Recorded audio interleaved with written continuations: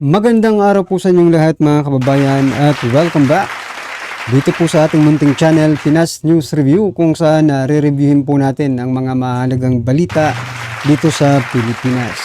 Mga simpleng komento sa mga issue dito sa Pinas. At eto nga mga kababayan, kapapasok lang, grabe to, nagimbal ang Kongreso, guban, kumpirmado na. Nako, tamba PBBM na shock. Yan mga kababayan, patungkol po riyan ang ating bibigyan ng komento ngayong araw na ito. Mula po ito kay Banat News Updates. Nasa description po ang full video link ng video ito. Subscribe na po kayo, at kung bago ka pa lang at di pa po nakapag-subscribe sa ating munting channel, please don't forget to subscribe at i-click na rin po ang bell notification para updated ka po sa lahat ng ina-uploads nating reaction video. At eto na nga mga kababayan, bago po natin muling pakinggan, panoorin at bigyan ng komento ang video ito. Eto ulit may i-share po ako, di ba, sa thumbnail natin, Sanib Puwersa na. Nako, yan po mga karibin natin. Kasi nga po ito, si Senator Bato de la Rosa, ay mayroon pong linabas na statement, patungkol po dito sa mga Sanib Puwersang ito. Eto mga kababayan, si Senator Bato de la Rosa claims Marcos administration working with the leftists, Yellows versus Duterte. Yan mga kababayan, no? Senator Bato de la Rosa, from Inquirer po ito kahapon, ay nung isang araw. Senator Bato de la Rosa said he feels like people from the administration of the President Ferdinand Marcos Jr. are actively working with the leftists, nako, yung mga makakaliwa, mga karibin natin, at dilawan to pin down former President Rodrigo Roa Duterte and his allies. At isa po siya doon mga kababayan. Ano sa palagay nyo? Nagsasanib pwersa nga ba itong mga makakaliwa, dilawan, at ang administrasyon ni President Bongbong Marcos Jr. Para i-pin down itong si President Duterte? Ano sa palagay niyo mga kababayan? Well, kung ako po ang tatanungin, obviously, nakikita naman po natin Kasi sa panahon, sa administrasyon po ito, wala po akong nakikitang opposition, kundi mga Duterte na po. No? Isa po yan sa magiging patunay dito sa sinasabi ni Senator Bato. Kasi wala na Nasaan po ang opposition dyan? Wala na. Lahat po sila nagkampi-kampihan na. Yung mga dilawan nga, marami ng mga dilawan nakabalik ngayon at nandyan na po sa administrasyon ni PBBM. Yung iba, nasa kabinete pa, members of the cabinet pa, mga kababayan, di ba? So, wala na po. Yan ang totoo. Tama po si Senator Bato, palakpakan po natin. Ngayon, kung ikaw po ay hindi sang-ayon kay Senator Bato, wala po tayong magagawa dyan. Pero ako po, 100% mga kababayan, sang-ayon po ako sa sinasabi ni Senator Bato na meron nga is working with sa makakaliwa at mga dilawan. Yan mga kababayan. Ikaw, ano sa palagay mo dito sa sinasabi ni Senator Bato de la Rosa? At ito pa ang isa pang magpapatunay dyan mga karibin natin. Ito. Si Vice President Sara Duterte, tinawag na harassment ang pagkakadawit ng asawa kapatid sa droga. Yan mga kababayan, political harassment ang sinasabi ni Vice President Sara Duterte dito sa pagdadawit sa kanyang asawa at sa kanyang kapatid. Kaya nga po yung sinasabi ko last vlog mga kababayan, bakit hindi na lang isama lahat ng mga Duterte dyan sa drama nila? Sang-ayon ba kayo na ito ay political harassment mga karibin natin? I think oo. Kasi from the start, di ba? Simula pa lang ng pagkakaupo ni PBBM, meron na pong political harassment sa mga Duterte sa part ni Vice President Sara Duterte. Di ba?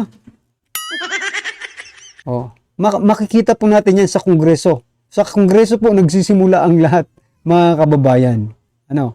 At ito pa ang masasabi kong kwentuhan ko lang kayo mga karibin natin. Di ba?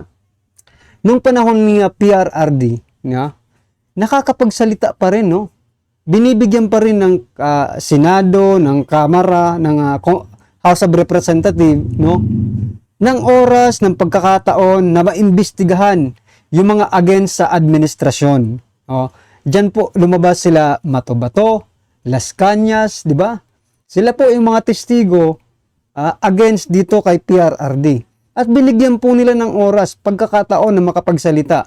Diyan, Diyan sa Kongreso at sa Senado, mga kababayan. O, ano po yung sinasabi kong magkaiba? O, dito naman sa administrasyong ito, may mga, ito nga, sila na nga mismo ang nagsasabi na, sige, kasuhan nyo kami, di ba? Ipatawag nyo kami sa sa Kongreso. O, para maimbestigahan. Pero wala pong gumagalaw. Like for example, mga kababayan, dito po sa pulburon video na ito, di ba? Ang nakita lang naman natin, si Agent Morales, pina-stop pa, hindi tinapos yung investigasyon, di ba? Ngayon, ang gusto ng taong bayan, or ang gusto naman ni ng mga maisog, di ba? Itong si Miss Cathy Binag, ang imbitahan dyan sa Kongreso. Pero wala po tayong naririnig patungkol po dyan, mga kababayan. Di ba? Bigyan nyo ng pagkakataon, maging patas po kayo, Congress at Senate. Hindi naman siguro kayo pag-aari ng presidente. Pag-aari pa rin kayo ng taong bayan. Kahit nga ang presidente, pag-aari ng taong bayan yan Di ba? Taong bayan po ang boss niyan ng presidente. Kayo kayang mga congressman at senador, sino kaya ang mga boss nyo? Sino kaya ang boss ninyo? O yan po yung sinasabi ko, mga karibin natin, na pagkakaiba. May harassment talaga. Kung noon nga dati, di ba, yung sinabi ko, si Matobato, si Las Cañas, inimbitahan pa para mapatunayan nila kung totoo ba talaga yung sinasabi nila. Pero dito, sana naman maging patas. Imbitahan nyo rin si former Senator Nick Cositing, President Duterte. At ito pa si isama nyo na si Expedia Agent Morales, tapos si Miss Cathy Binag. Yan, mga kababayan. Imbitahan nyo sila, imbestigahan nyo kung totoo ba yan o hindi. Diba? Para maging patas lang kayo. Yan, nakikita tuloy. Tapos sasabihin nyo, hindi harassment itong ginagawa niyo sa mga Duterte. Sino bang maniniwala sa inyo na hindi yan harassment? Eto pa, mga kababayan. Isigit ko lang po itong balitang ito kasi gigil rin ako dito. Palaging uma-appear sa newsfeed ko. Tuwang-tuwa po si Tambaluslus dito. Nako po, eto. Eto, mga karibin natin. Tuwang-tuwa po. Dahil po sa grade. Romualdez Louds. Yan Credit rating upgrades for Philippines, mga karibin natin. Ito, ang balita mula po sa Manila Times 3 hours ago. The A credit rating given to the Philippines by the Tokyo-based Rating and Investment Information Incorporated was an encouraging development. An affirmation that the economic and fiscal policy direction of President Bongbong Marcos Jr. Is on track, House Speaker Martin Romualdez said. Congratulations. Kung may A na tayo na ratings, in terms of credit, mga kababayan. Nag-research po ako kung ano ba itong ibig sabihin ng A credit. Napag-alaman ko na maganda ka pala magbayad, At posibleng tumaas ang pwedeng ipautang sa'yo. Parang loan lang din naman pala ito, Nilo-loan. Pwede kang taksan pa kasi maganda ka magbayad. Now, ang point ko naman dito, bakit tuwang-tuwa si Romualdez? I mean, kung gagamitin po nila yung pag-utang nila dito, yung pangungutang nila kung gagamitin nila sa mga Pilipino, sa mga sambayan ng Pilipino, di ba? Abay, okay tayo dyan. Pero kung uutang po kayo, dahil dyan sa ratings na yan, na letter A, di ba? Tapos gagamitin nyo lang, for example, pang-ayuda, for example, kung ano-ano, makurap lang ninyo. Diretsahan na po. Useless po yung maging ano pa man yan, di ba? Kung mas may higher pa, may mas good pa sa A-credit na iyan, tapos yun yung makukuha ng Pilipinas, abay, congratulations. Basta gamitin nyo lang po para sa taong bayan. Hindi po sa pansariling ninyo, personal interest, na magkaroon kayo ng mga, di ba, corruption, gagamitin nyo sa corruption, edi useless din yung A-credit na yan. Oh, ang tanong ko nga, bakit kayo natutuwa? Dahil ba sa ano? Okay na yung utang? O makakautang na ulit kayo? Ganun. 'Di ba? Parang ganun ang lumalabas mga kababayan eh. Pero kaya nga po nagsabi ko, pasensya na po kayo at uulit-ulitin ko po ito. Ha? Maging ano pa man yung credit na yan, as long as ginamit nyo para sa sambayan ng Pilipino, it's good, palakpakan natin. Pero kapag ginamit nyo po yung uutangin ninyo or something na mag-uutang pa kayo, di ba? Sa mga kalokohan ninyo, walang kwenta yan. Kahit pa yun maging ano yan, maging gold credit pa yan, no? Walang kwenta yan. O, eto na mga kababayan, sama-sama at sabay-sabay po natin pakinggan. Panoorin at bigyan ng komento ang video ito. Eto na po.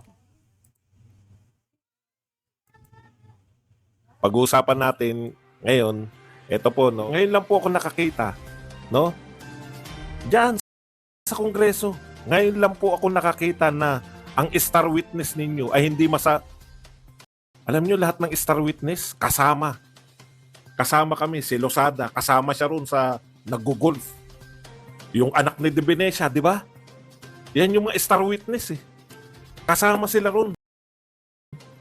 Magkakasama sila ng pinagbibintangan nila, kaya sila star witness. Maituturo nila. Si Louie kay Napoles, pamangkin ni Napoles. Siya mismo yung gumagawa ng mga peking NGO. Siya mismo pumipirma. Talagang may kaugnayan.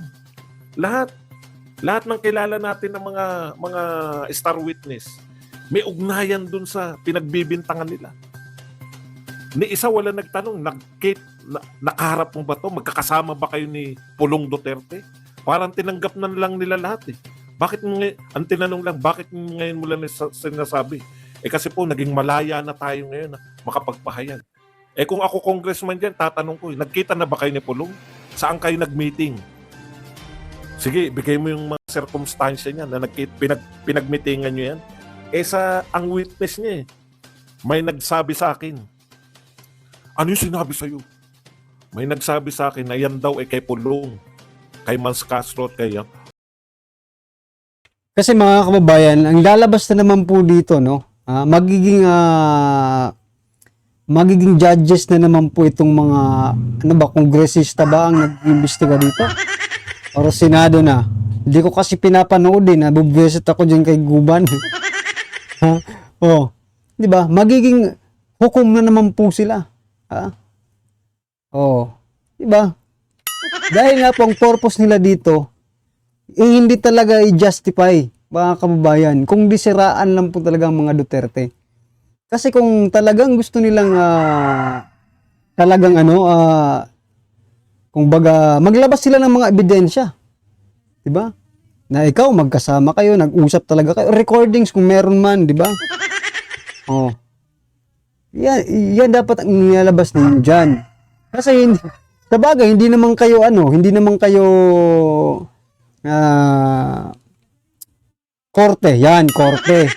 Hindi naman kayo korte para maglabas ng mga pero anong purpose ng pag-iimbestiga ninyo, 'di ba? O kung talagang may ebidensya kayo, ilabas nyo itong si Guban. Kung hindi ka nagsisinungaling, wag mo nang pahabain yung exposure mo diyan. Walang hiya kayo, pera ng taong bayan ginagamit nyo diyan, no? Guban. Pera ng taong bayan ang ginagastos nyo sa bawat hearing na ginagawa ninyo. Kaya wag na po kayong magsinungaling. Parang awan nyo na. Tigilan nyo na yan. Yung drama nyo parang, ano mga kabayan, naniniwala ba kayo dito kay Guban na wala naman siyang ipinapakita ng di ba? Puro salita lang eh. Iba na pala tayo talaga ngayon ang star witness. Ano man ang sabihin ng star witness, hindi mo na pwedeng kontrahin. Dapat kung ano ang sabihin ng star witness, yun na dapat ang paniniwalaan. Ang problema, sabi nga ni Sir Badong Aratiles, mga karibin natin, nakasama mo ba?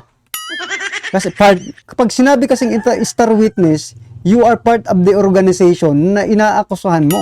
Diba? Like Matubato, star witness, sinasabi niya, isa po siya sa mga death squad, diba? Davao Del Squad ni PRRD. Pero wala siyang maipakita na ebidensya. Yun lang. Ha? Ha, talaga? Sinabi sa'yo yan? Star witness ka na. Eh di yung dapat in-star witness nyo, yung nagsabi sa kanya. Hearsay po yan. Sa lahat po ng abogado, hearsay yan. Sa lahat po ng hindi abogado, hearsay pa rin yan. Sa lahat ng mamamayang Pilipino, hearsay. Yan po yung malinaw na hearsay. No? Dapat yan. Oh, nakita mo ba yan? Sinabi ba sa'yo? Ikaw ba inutusan ka ba ni Pulong na wag niyong galawin yan? Akin yan? Hindi po, may nagsabi lang sa akin. Yun yung gawin nating witness, hindi ikaw, kulong ka pa rin. Hindi ka pwedeng star witness. Ang star witness kasi dapat star ka nga eh. Oh, di ba? Tanong ko, may naghanap ba sa inyo ng star? So yan mga kababayan, nakikipagmarites lang pala itong si Guban, ha? Dapat dito, wag nang palayain to kung sakasakali man, ha? Oh, kasi nakikimarites lang pala siya, star witness agad. Baka magaling lang po ito sa memorization. Kaya nila kinuhang star witness, mga kababayan natin, no? Magaling lang sa memorya. Ito yung script, basahin mo, ha? Kailangan lahat ng sasabihin mo nandiyan sa script kasi yan rin yung itatanong namin.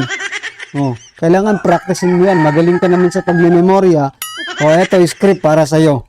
Yan ay opinion lang natin, ha? Baka sakaling ganyan po ang nangyayari, di ba? Well, anyway, mga karibin natin, ano man po ang inyong opinion, reaction, or kritisismo sa video nito. I-comment lang po sa baba para at least alam po ng ating mga kabayan ang inyong pong opinion patungkol po sa video nito. Alright, maraming salamat po.